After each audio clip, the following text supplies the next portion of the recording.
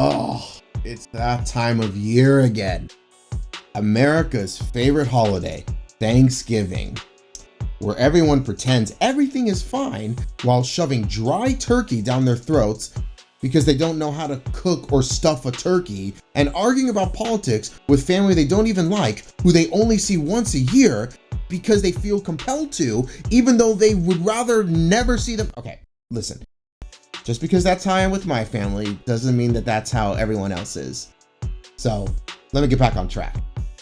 This entire holiday is built on one of the biggest lies America has ever told itself.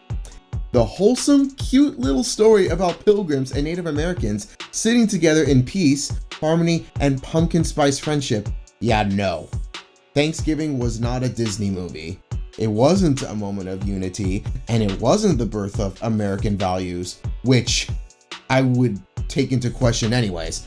It was the opening chapter of centuries of violence, forced conversions, land theft, genocide, where it just so many horrible acts of violence, all justified by Christian European imperialism. Let's start with the myth. The story we all learned in school. We all heard it as kids. Let's not pretend we didn't.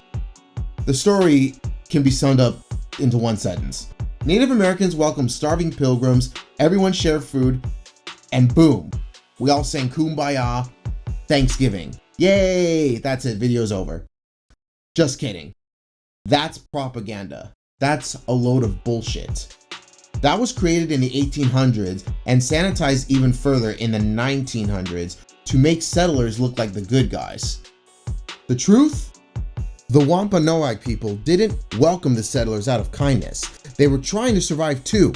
They formed a tense political alliance, not a friendship, because they were already slammed by disease brought over by Europeans before the pilgrims even arrived. So when kids make construction paper feathers in class each year, they're literally reenacting a fake version of history made to cover up what came next. What followed after that so-called first Thanksgiving wasn't peace. It's hard to stomach. So, trigger warning. Settlers went on to steal native land, burn villages, force Christianity on indigenous people, enslave native children, introduce diseases that wiped out entire nations. I mean, how would you feel if they did that to your home? If this happened today, how do you think that would go over? And then they go declare Thanksgivings to celebrate these mass killings? Like, yes, this happened. And in the 1630s, colonists literally held a Thanksgiving celebration after massacring hundreds of Pequot people.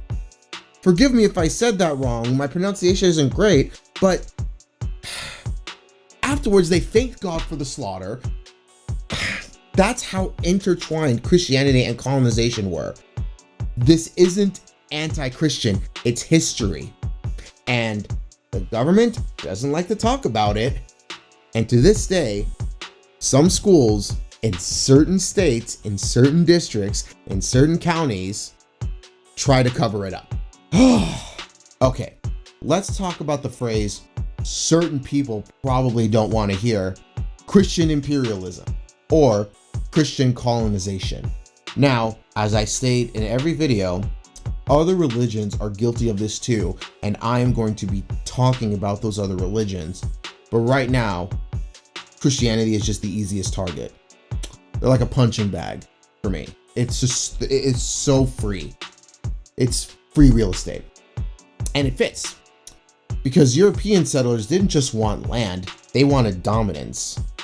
They believed that they had a divine right, a God-given mission to convert, civilize, and control the indigenous people already living here.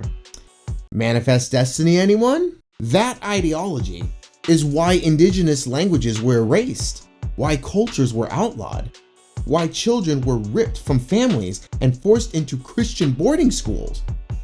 Thanksgiving is the pretty cover on top of that violence. Oh, and by the way, European settlers wanted dominance, just like how when they made up Jesus Christ as a political figure, they did that because they also had a political agenda. They wanted dominance then as well. And you've all fallen for it. Look, here's the thing. If you personally just like the food and you like the day off, whatever. No one is telling you to cancel dinner. Hell, I have the day off. And I love Thanksgiving dinner. Just because I love the food. But my family and I acknowledge all this horror that happened. And, you know, a day off once a year, we don't get a lot of it. So it's nice. But that's why we do it. Not for this horrific history that we have. And we always talk about it every year to remind ourselves and hold our own people and hold our country accountable. But the national mythology around Thanksgiving, that absolutely deserves to be torn down. Because we're not talking about a harmless fairy tale. We're talking about a holiday built on rewriting a genocide into a feel-good family story. Native American communities call it the National Day of Mourning for a reason. It's not hard to see why. So yeah, I mean, every year America gathers around the table to celebrate a moment of unity that never happened while ignoring the people who suffered because of it. Thanksgiving isn't wholesome. It's not a celebration of kindness. It's a reminder of how far a country will go to rewrite its own past. If we're going to celebrate anything on that day, it should be honesty, truth, and respect for the people who were here first, not a myth invented to make colonizers look like heroes. That's the least we can do as people who were not alive back then, but may carry some guilt, generational guilt, historical guilt, because I know I do.